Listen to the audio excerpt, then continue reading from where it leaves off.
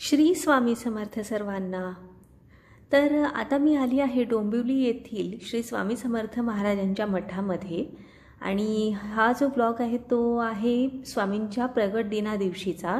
इथे एकदम उत्तम व्यवस्था करण्यात आली होती। हा बघा तुम्ही जो मंडप बघताय ना ते भक्तांच्या सोयीसाठी इथे बांधण्यात आला होता, जेणेकरून त्यांना उन्हाचा त्रास होणार नाही।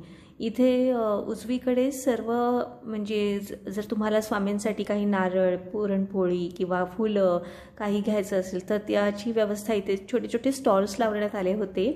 तसंच उन्हाचा त्रास होऊ नये म्हणून इथे पाणी, ताक आणि लिंबू पाणी आणि ज्यूस यांची सुद्धा व्यवस्था खूप उत्तम प्रकारे करण्यात आली होती। आणि इथे सेवेकरी सुद्धा खूप छान नियोजन करत होते। इथे रांगेची शिस्त पाळली जात होती, हे बघून खूपच आनंद झाला। कुठलीही धक्काबुक्की किंवा कुठलेही वादविवाद इथे नव्हते, हे पाहून खूपच छान वाटलं। आणि भक्त जे होते ते अगदी शांतपणे लाईनमध्ये उभे होते।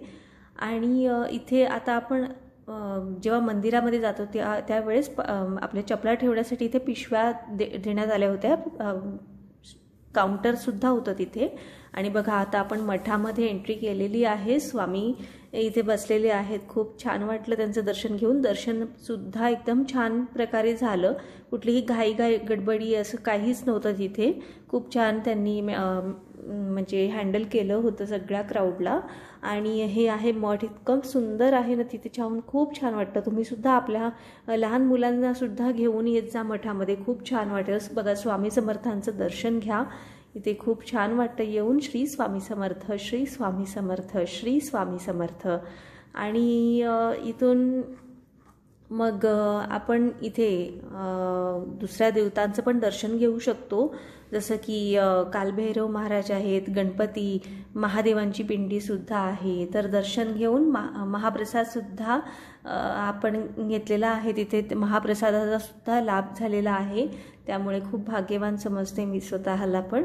आणि तुम्ही सुद्धा या मठामध्ये नक्कीच भेट द्या। आणि बघा इथे स्वामींनी आपल्याला सांगितलेलंच आहे की भिऊ नको, मी तुझ्या पाठीशी आहे। तर यासोबत मी हा ब्लॉग एंड करते। इथे भेटूया पुढच्या ब्लॉगमध्ये, तोपर्यंत हर हर महादेव।